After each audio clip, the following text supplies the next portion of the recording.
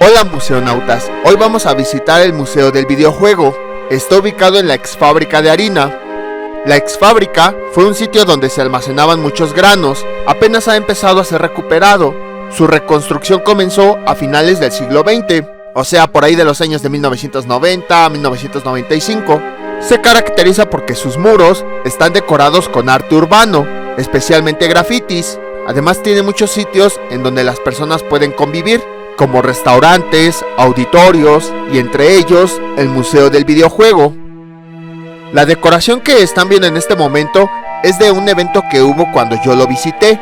Se trató de Scream Park Carnival. Se trató de la recreación de una leyenda de Tijuana, en la que dice que en los años 40 una carpa fue destruida por una plaga de ratas enfermas, la cual contaminaron a los cirqueros, quienes de inmediato huyeron hacia la capital y se refugiaron en la ex fábrica de harina.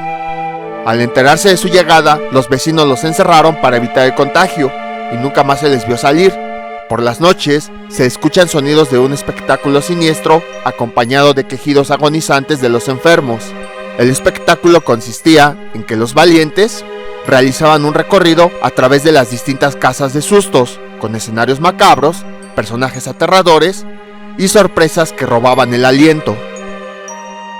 Aunque este evento ya no está en la ex fábrica de harina, del 3 de octubre al 12 de noviembre de 2023 estará en el Monumento a la Madre.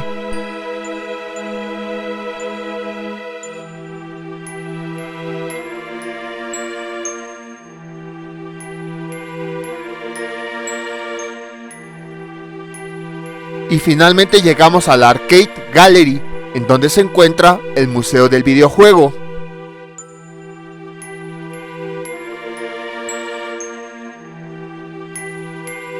Este es el espacio más grande de videojuegos de Latinoamérica. Posee más de 5000 videojuegos, pinballs, simuladores y más. Como ustedes se darán cuenta, su decoración ofrece una atmósfera futurista que contrasta perfectamente con sus juegos más antiguos, ya que en medio de una gran cantidad de luces de neón, hay juegos de hace más de 30 o 40 años. Además, los muros también están decorados con todo tipo de arte urbano. Ahorita estamos caminando por la zona de alimentos y bebidas, donde podrás disfrutar hamburguesas, snacks, papas fritas, dedos de queso, aros de cebolla, hot dogs, banderillas y malteadas. Aquí estamos viendo unas máquinas reales de pinball.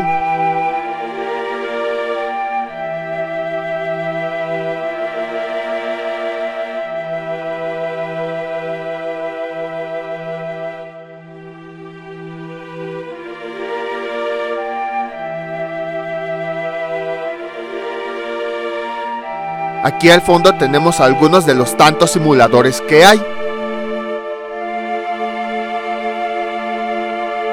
Tenemos maquinitas de los primeros videojuegos, cuando solamente eran puntos y líneas. O tenemos de juegos recientes, como de disparos.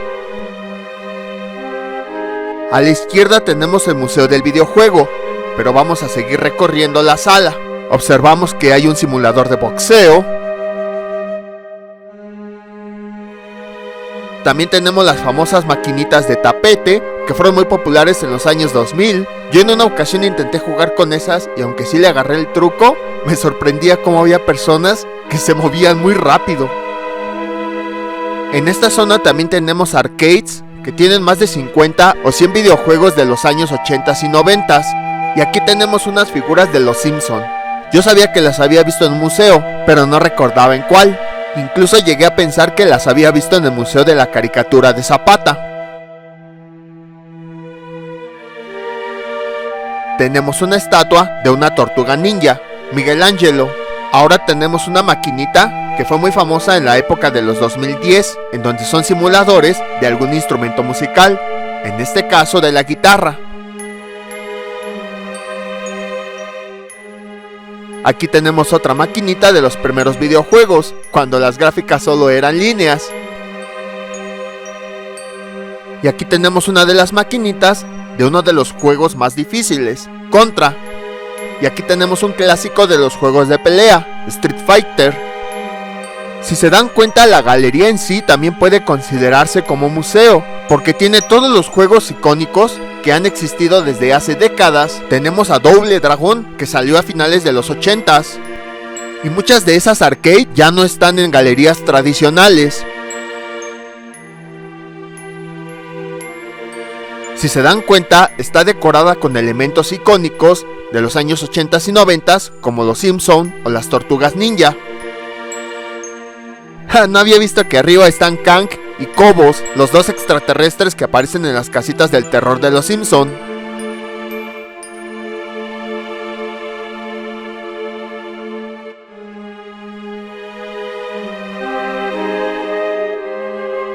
Y una vez que hemos recorrido la galería, nos dirigimos al Museo del Videojuego, el cual resguarda una gran cantidad de consolas que salieron al mercado hace años e incluso décadas, pero que ahora son consideradas obsoletas, o muchas de ellas ya ni siquiera son conocidas.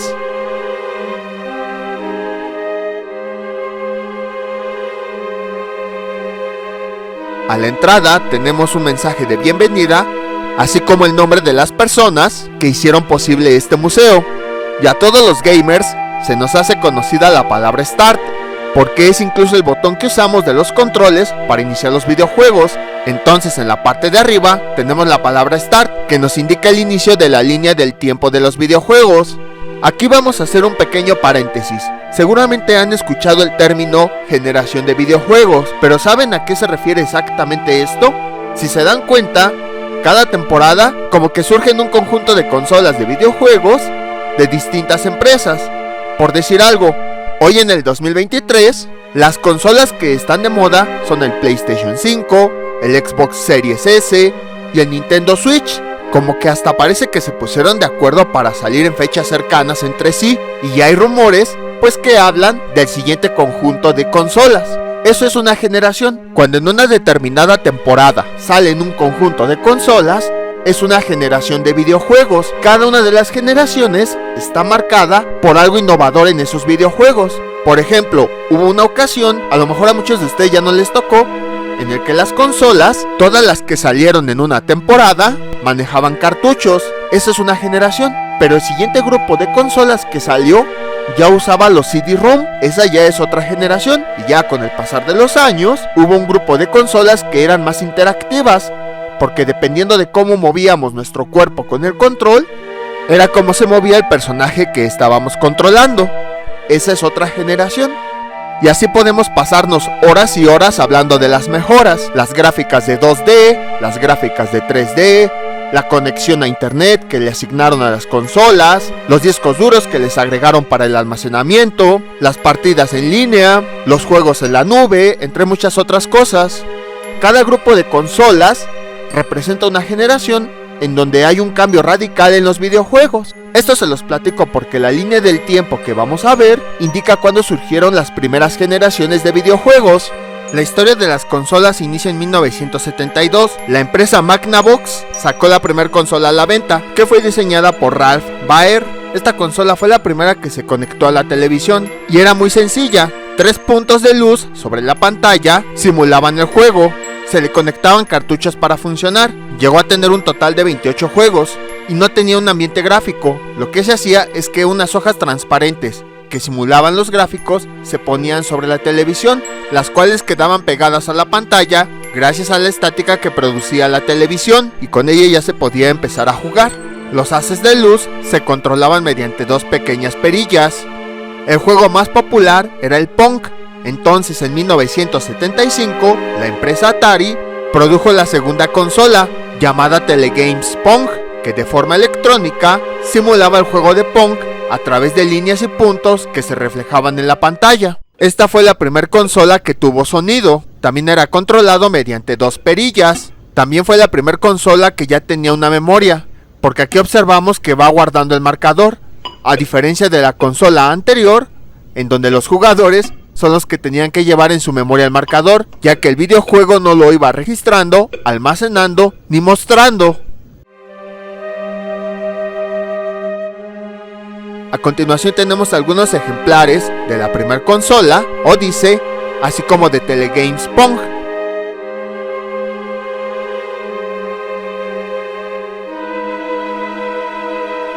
Todas estas consolas forman parte de la primera generación.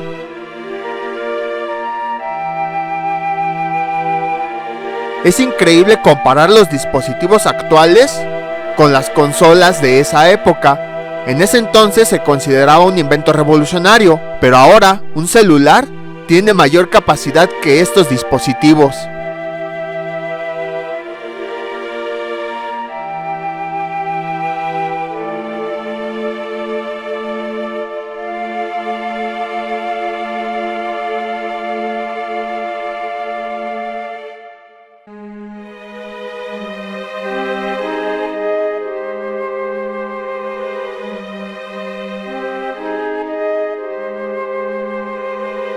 A continuación tenemos un panel dedicado a las consolas de Nintendo, ya que esta marca es una de las más reconocidas en el ámbito de los videojuegos.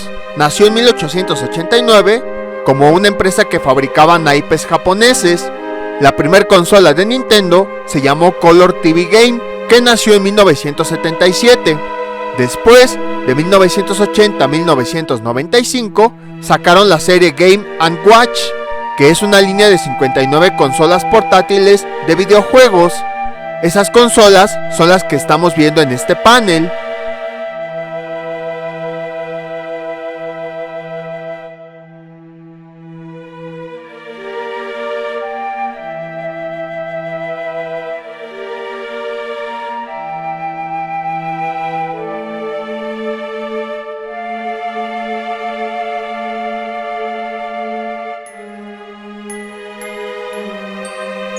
Y aquí abajo estamos viendo las primeras consolas de Nintendo, la TV Game.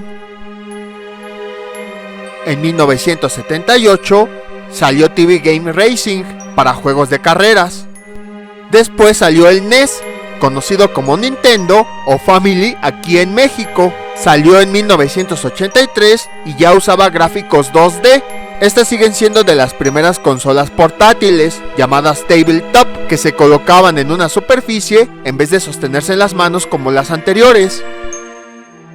Aquí tenemos una versión de Super Nintendo y un Wii, que aunque parece reciente, si está en un museo es porque ya es antigua. Las siguientes consolas portátiles se llaman Panorama, que al igual que las anteriores, la pantalla era a color y también emitía luz. Las siguientes consolas son ediciones especiales de consolas portátiles anteriores.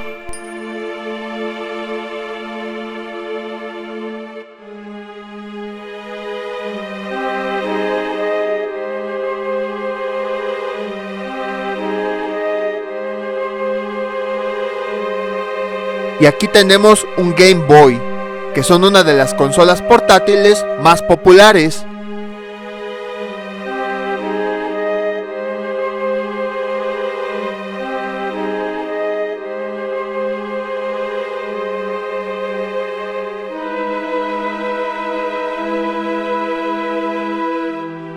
Ese juego que tenemos ahí, que dice Virtual Boy, pertenece a una consola con el mismo nombre. No muchos la conocen. Venía con un casco incluido para que los videojuegos se pudieran visualizar en 3 dimensiones. Muchos de los primeros juegos de Wario salieron para esta consola portátil. Continuando con la línea del tiempo, llegamos a la segunda generación. En el año de 1977, Atari popularizó los videojuegos cuando sacó al mercado su consola Atari 2600. Si bien no fue la primera de esta generación, sí es considerada como la más importante, debido a sus innovaciones. Fue la primera consola que empezó a usar un joystick. Sus controles ya se podían desenchufar, ya usaba cartuchos que eran intercambiables con otras consolas y se podía tener a 4 jugadores simultáneamente. Además, aunque todavía utilizaba líneas y puntos, fue la primera que mediante estos elementos trató de simular escenarios. Uno de los juegos más populares es Pac-Man, pues tuvo sus inicios en esta consola. Para esta generación, Atari fue conocida como la empresa más popular de videojuegos. La tercera generación empezó en 1985, a partir de las consolas de Nintendo. Esta generación se caracteriza porque se empiezan a implementar 8 bits en los gráficos, lo que permitió hacer juegos y escenarios más complejos. ¿Pero qué significa esto de 8 bits? Vamos a ponerlo así.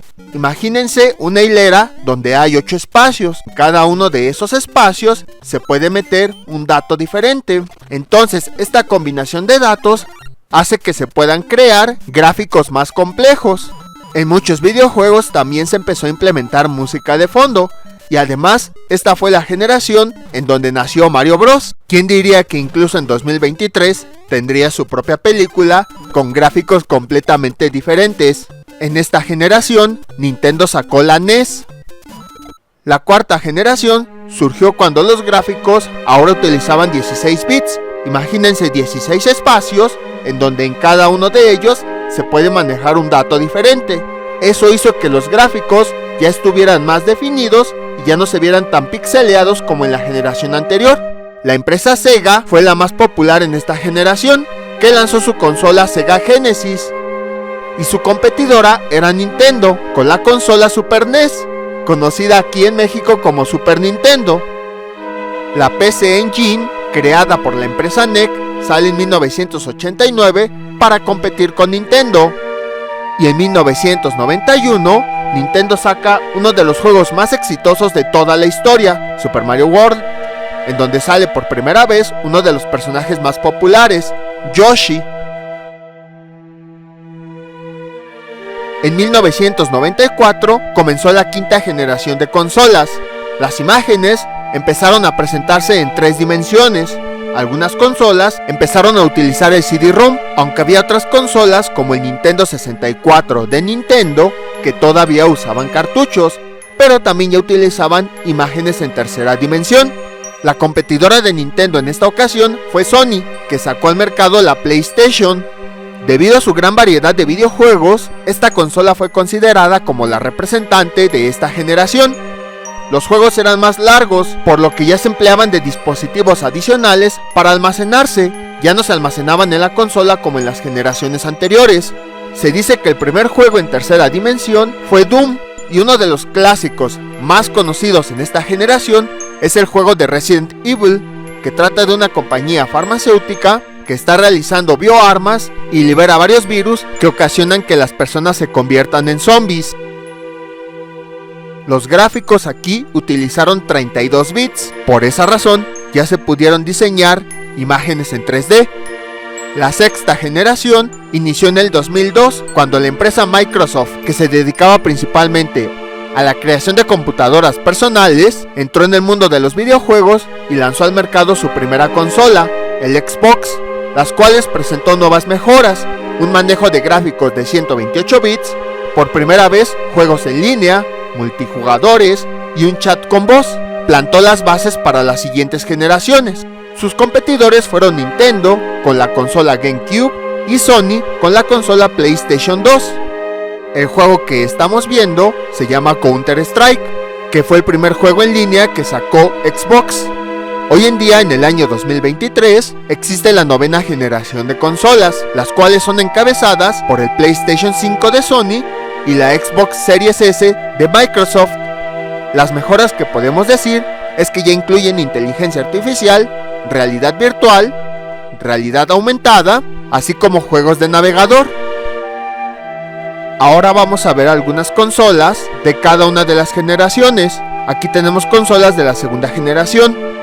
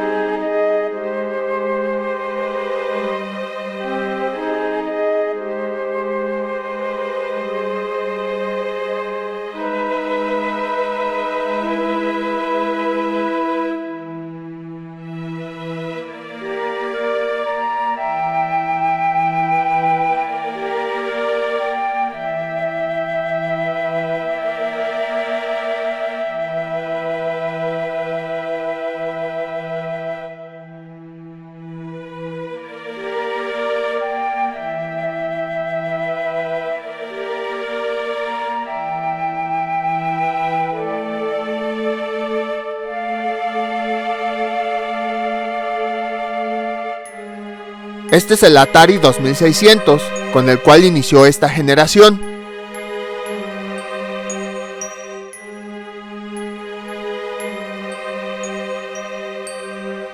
Esta es la NES, conocida como Nintendo, que fue la que dio origen a la tercera generación. Sega y Atari también presentaron sus consolas, pero no fueron tan populares.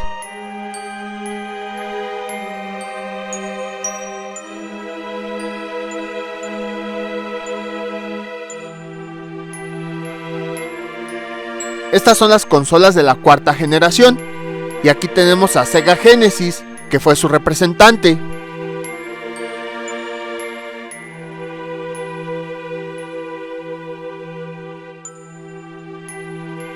Y aquí tenemos a Super NES o Super Nintendo, que dio origen a Super Mario World. La consola 3DO y la consola Atari Jaguar pertenecen a la quinta generación, pero no fueron muy exitosas. También tenemos a Sega Saturn, que no fue muy conocida, la PlayStation de Sony y a la representante de esta generación.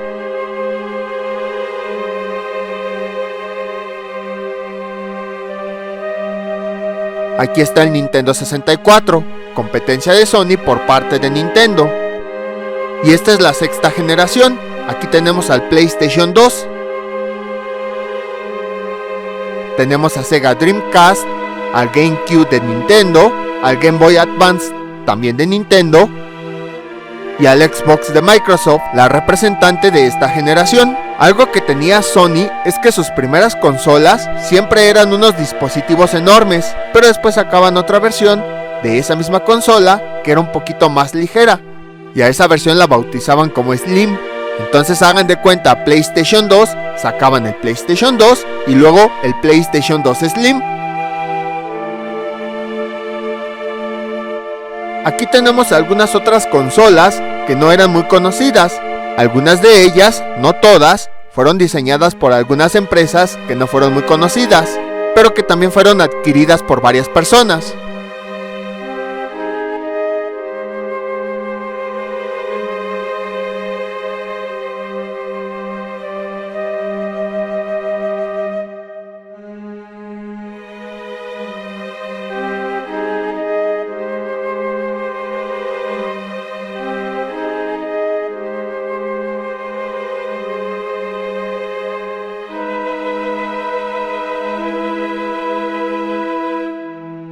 Y aquí abajo tenemos consolas más recientes, que si están aquí en un museo de antigüedades, quiere decir que ya son obsoletas.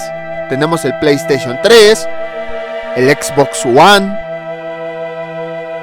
tenemos el Xbox 360, el Xbox clásico,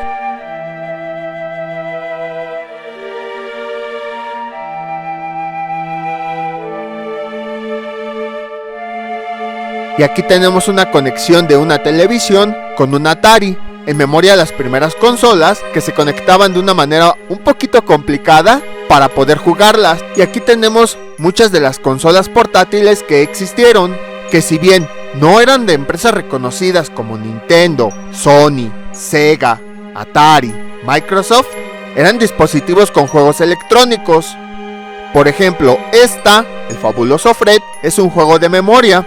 Se iban prendiendo en secuencia una serie de botones. Tú tenías que presionar los mismos botones para ver qué tan bueno eras recordando esa secuencia. Algunas portátiles eran diseñadas para juegos exclusivos, como Pac-Man o Donkey Kong.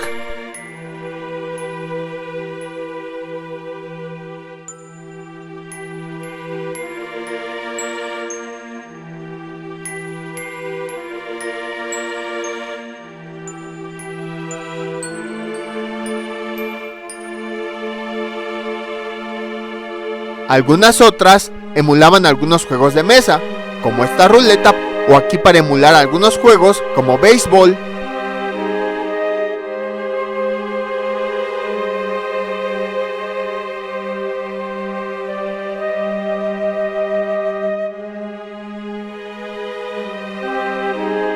Las portables que tenemos aquí abajo emulaban algunos deportes.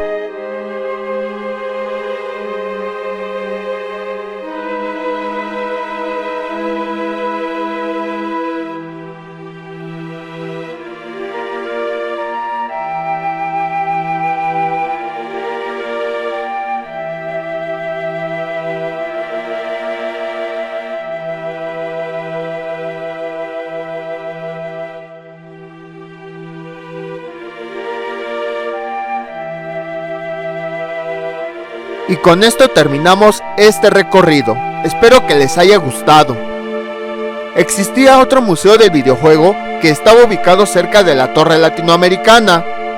Sin embargo, cuando lo fui a visitar, me dijeron que ya no existía, que un día el dueño tomó las consolas y que se las llevó.